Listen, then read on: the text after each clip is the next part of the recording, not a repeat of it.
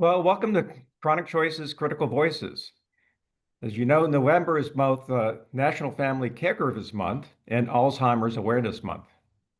Today, I have the pleasure of speaking with Marvell Adams, CEO of the Caregiver Action Network. Marvell and his team at CAN are committed to serving caregivers, marginalized communities, and older adults. So let's dive right in and hear more about what's at the top of his to-do list these days. So Marvell, welcome. Thanks so much, Ken. It's really great to be with y'all, and especially being able to connect during National Family Caregivers Month. Well, terrific. Well, let's dive right in. Sort of a top of line question is on drug pricing.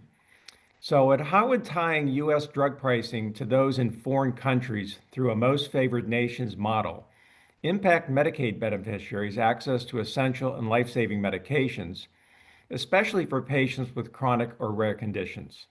Yeah, it's a complex but really critical and important question. And I'll preface it by saying, this has been nearly 30 years of Caregiver Action Network leading the National Family Caregivers Month campaign and raising awareness for caregivers across the United States and really well beyond the borders of the United States. And this issue around most favored nations and drug pricing definitely is extends beyond our borders and around the world. And what we talk about and really come back to with this issue in particular, but a lot of issues when it comes to our healthcare system, is that complexity and confusion eats away at confidence for caregivers and also makes it engaging in our health system far more of a burden and overwhelming. And so, you know, when we look at this, we look through a lens of like, how is a caregiver going to navigate a change like this? How are they going to be able to absorb and understand it? And in the day, does it make the system simpler? Does it make access to treatment or drugs easier or harder? And does it raise costs or reduce them? And each of those can have one answer or the other, but our question is, what value does it bring to that caregiver? So, in thinking about the Medicaid in particular and drug pricing, you know, uh, caregivers, when they reach out to us, 50% of the time they're calling to talk with us about a financially related issue. And healthcare, unfortunately, many times is a financially related issue when it comes to caregiving, and this thing that's really shouldn't be, but it's top of mind, sometimes outweighing the actual treatment and healthcare of the individual. So when we talk about MFN, the perspective we really take each time is one, it is not adding value to the individual that's receiving the medication or treatment, because it's infusing not only complexity and confusion, but it's also taking a part of one type of healthcare in Europe and bringing it into a much different type of delivering healthcare in the United States, and not really acknowledging and making sense that those parts weren't made to go together. And what is that going to be as an outcome for caregivers? And so at the end of the day, our concerns for caregivers remain pretty simple, which is that this complicates things more.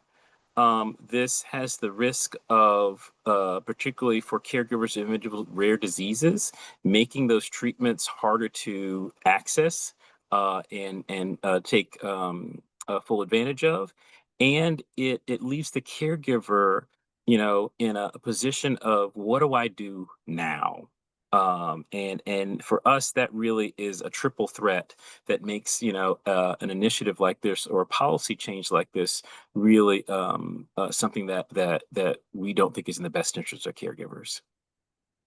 Well, I completely agree and well said. And just to quickly add on to that, it not only affects what's going on today, but the concern is that given the potentially some of these really low prices that have been imported from Europe, using a whole different methodology of patient preferences, which are different from U.S. patient preferences. The issue too is innovation. What happens downstream to the growth in new medications, new cancer medications, new Alzheimer, and Hmm. dementia-related medications. Certainly, if you look at the countries we're importing these prices from, the availability, for example, of cancer drugs is dramatically lower, about a quarter lower in even higher income countries like Germany. The new drug approvals are only about 70% of what they are in the US as well. So it's a concern today, as I think you've really quickly inaccurately summarized, but also a real problem for future innovation. Yeah, absolutely. And again, it's about a systemic approach, there are parts of our healthcare system in the US that are such great value to caregivers and those that they support. And we don't want to lose that value. We don't want to lose that innovation. We don't want to lose that access to cutting edge and modern care and technology and medicine. Um, but we also still want to find innovative, creative, and forward-thinking ways to make it affordable. And I think we can have both, but it doesn't necessarily get us to that mark by kind of picking and choosing which parts of the global, diversity of healthcare systems that we think might work well, without taking into consideration the whole pie. If I'll use a food analogy on that one. No, absolutely. Yeah, the issue really is really looking at the totality of what healthcare costs per person, not just focusing on a particular silo of spending. So we really Hmm. do need to have more holistic approaches to dealing with the high costs of healthcare and making it more efficient and improving the quality, not just focusing on single sectors. That's not particularly a prudent or effective approach, I don't think. Well, on the family caregiver side, they already shoulder a significant amount of emotional and financial responsibilities. In what way could this model increase their burden by creating new barriers to medication access or complicating care coordination? Yeah. So, one of the analogies we give in talking about the importance of caregivers is, it's really clear. Okay, you engage with a medical provider. That provider prescribes a treatment. Let's say in this example, it's a prescription. And that could be something that's picked up at the pharmacy. That could be something that is outpatient infusion. That could be something, a whole host of ways that it's delivered. But along the way, in many instances, particularly when you're talking about some of the drugs and treatments that we're talking about around this policy, a caregiver is involved, and the absence of that caregiver may mean that that treatment is not delivered at the for the timing, cadence, or a frequency that is necessary to be therapeutic. And so when we look at this, we think, okay, again, if this is making this more complex, if this is making this more financially difficult to navigate, then that's a negative, for the caregiver that's supporting that individual, and it's going to make it more difficult in the short term, and I believe in the long run, for that care recipient to really get the best care possible. So, for the family caregiver, what that leaves them with is okay. Now I'm confused about what's going on. I'm not sure what's supposed to happen next. I just know that I understood there was a treatment that was going to help my loved one. And now I'm not certain if that treatment is available any longer. And so that is a reality that family caregivers are would be faced with, that we really think is just an impossible choice to put before them, particularly, again, in recognizing that our healthcare system, has historically brought forward some of the more innovative and cutting edge innovation and technologies and drug evolutions. So, at the end of the day, I think the burden for the caregiver really starts to look like one where they are left with less choices, that they are unable to advocate as well for their loved one because of the confusion that gets infused. And two, and three, y- you unfortunately end up with um, a caregiving situation where that person is feeling they've fallen short of everything they could have possibly done to help their loved one. And again, to us, that just leaves us in a position where their loved ones and the caregivers just are kind of left out in the cold, and not able to really access care that really could be beneficial for them. I'll end with this kind of point, Ken, and say that particularly around rare caregivers and around cancer treatments, um, hope is a big part of the equation for many individuals. Some people see that from a faith-based perspective. Some people see that just from a scientific kind of perspective, and some of it comes from elsewhere. At the end of the day, being able to um, understand the ropes and how to navigate that is what caregivers are really charged with most of the time. And I think these kind of these changes in policy make that much more difficult, and then just leave them in a position that they recognize they aren't able to do the best for their loved one. Well, certainly, I completely agree with you from a caregiver standpoint. Raises confusion. And I think from a patient standpoint about the future, in terms of hopeful new cures, it raises anxiety unnecessarily, just about the impact, as we just talked about, the impact it's going to have on innovative future solutions and cures to some of these difficult problems around cancer and Alzheimer's and other conditions. Um, so that moving on into sort of the Medicaid enrollees themselves, they already receive medications with minimal cost sharing. So how could most favored nation-based drug pricing further reduce equity in healthcare by uh, leading to benefit cuts or limiting treatment availability for vulnerable populations? Yeah. So, it's unfortunately there is usually a trade-off, and recognizing that right now being able to have Medicaid eligible individuals, Medicaid enrollees, having the access to the treatments and drugs that they need is can it must be priority one.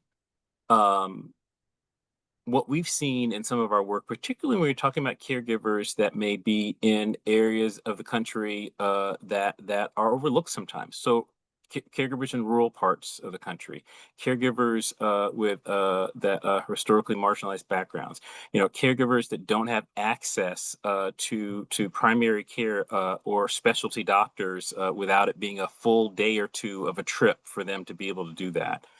you know, uh, when you think of those situations, which is a huge swath of the American population, um, the complexity that this is adding makes an increased disequity in their ability to seek and receive treatment.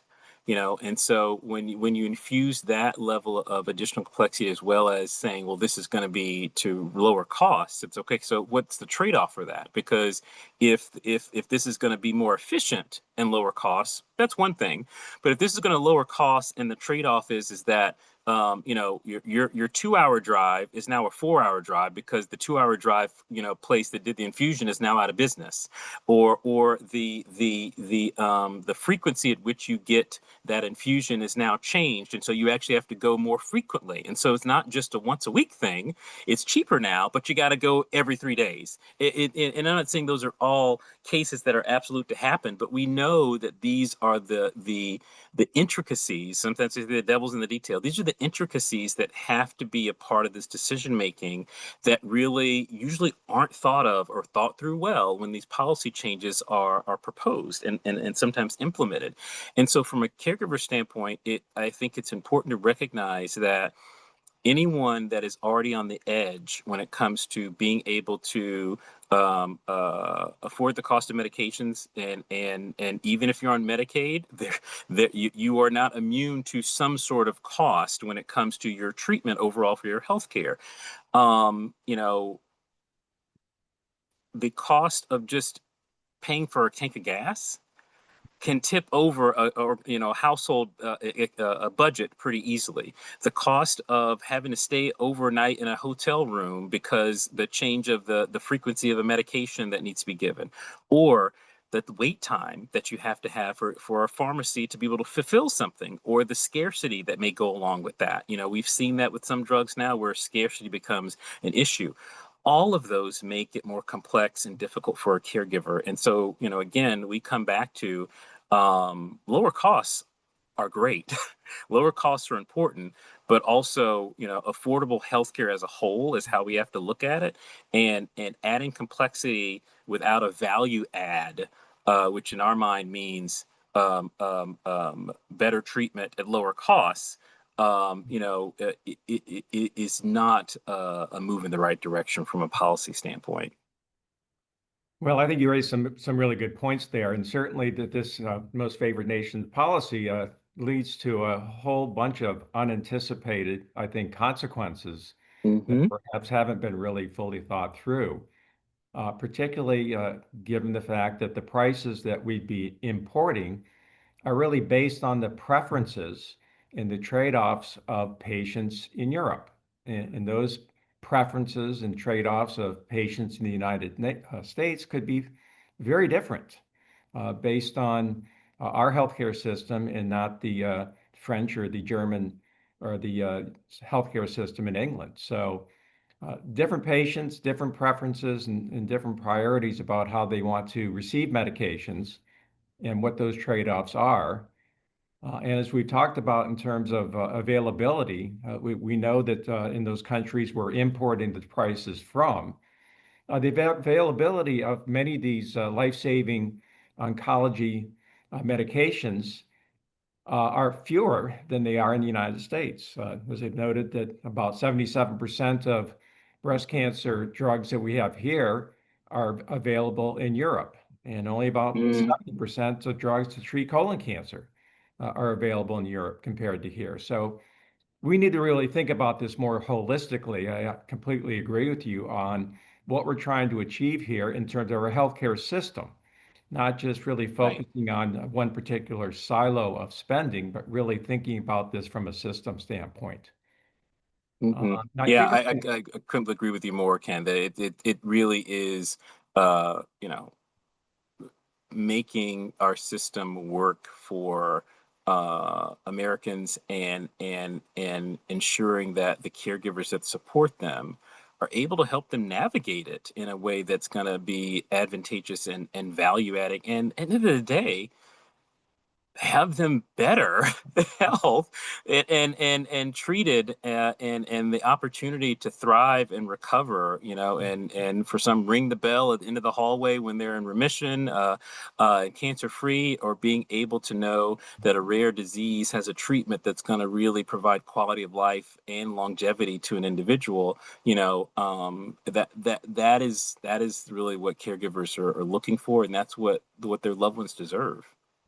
Oh, absolutely. And those are the type of criteria that we should be looking at and using to make major changes in healthcare policy moving forward. We should be building systems that work more effectively for patients and caregivers, that are efficient, but produce better healthcare outcomes. And it's I'm somewhat dubious about this particular myopic approach of just focusing on European prices to import here from completely different systems where patients have different underlying preferences about how and where and whether they receive healthcare. So, Hmm. Hmm. so I think on the final question, it kind of flows from that. Then rather than adopting a one-size-fits-all pricing approach like most favored nation, what collaborative strategies between policymakers, caregivers, and patient advocates could better balance affordability, innovation, and consistent access to needed therapies? Yeah. You know, I think it's a complicated proposition, but it's not impossible. Instead of kind of this cherry picking approach of finding, well, that it's cheaper there, so let's just bring that piece in. I think we really do need to talk about and invite patients, care recipients, caregivers into the conversation about what that value is.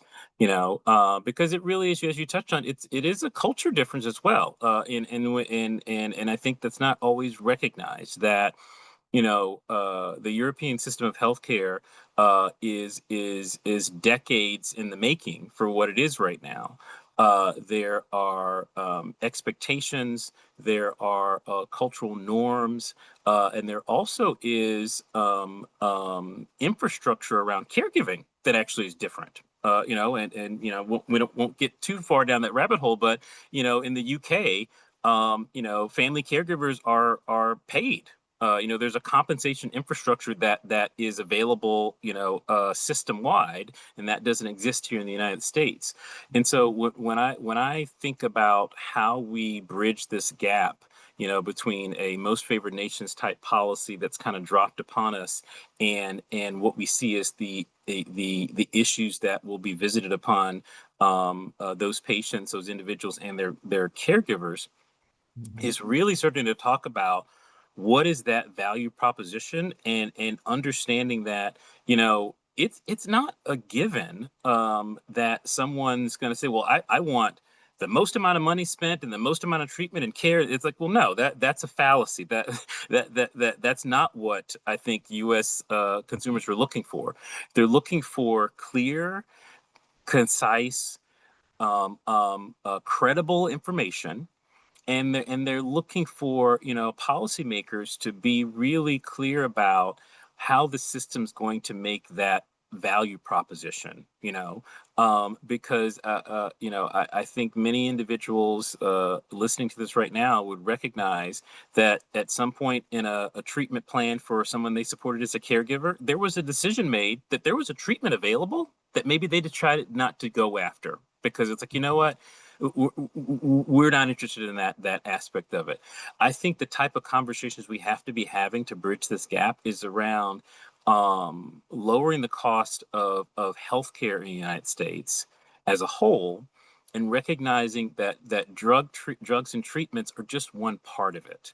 And how much weight we want to give to that, because in my mind, there's just as much therapeutic benefit for someone that is meditating and doing yoga, as it would be for an innovative drug coming out, not because the drug is good, bad, or indifferent, because the person's making the decision about it. And so if we have these conversations and really understanding what's important, to individuals in the US healthcare system, that's, I think, how we can move this forward. Because I think there are ways we can lower the cost of drugs and treatments in the US, and not have it so that, someone is filing for bankruptcy, because of a cancer diagnosis. We don't want that, but we also don't want someone to die or to be seriously harmed when we know that there are treatments available that could really be helpful for them. Well, I think you raised several good points here to end on. I think certainly if we're really going to reform healthcare in the United States, we do need to have a holistic approach to this. We can't reform healthcare silo by silo of care. We really need to be thinking about what are the underlying costs per person of providing healthcare, and what value are we getting out of it, and how can we improve that? So that really takes much more of a holistic approach.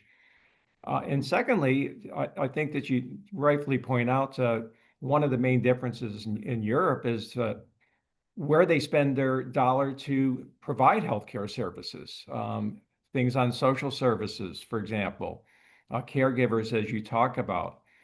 That really gets us back to sort of public health 101, looking at what are the underlying determinants of the health of a population, Hmm. and how can we best create a health infrastructure around that that really promotes better health outcomes that are more efficient. And so that really requires a much more of a holistic view of this in reforming health care, not just medical care per se, and certainly not just by individually picking one silo out of that system. So, Exactly. um, And not even the full silo. I mean, like you're just talking, we're not even talking about all drugs and treatments, you know. yes. It's like one part of one part of one part. And it's just really a recipe, you know, for confusion and harm, quite frankly. And we just don't want that. We just don't want that. Well, I agree. Points all well taken, and we hope that our listeners reach out to us. We're at fightchronicdisease.org. We have a whole set of really relevant facts around chronic disease and drug pricing on our website by state and nationally. We invite you to look at our website and become engaged in this debate. It's an important one in terms of the future of access to health and healthcare in this country. So, Marvell, thank you for joining us today and all you do with the caregiver community. We appreciate your time and we appreciate your insights. So, thank you. Thanks so much, Ken. It's a pleasure to be with you. Take care. Okay, bye bye.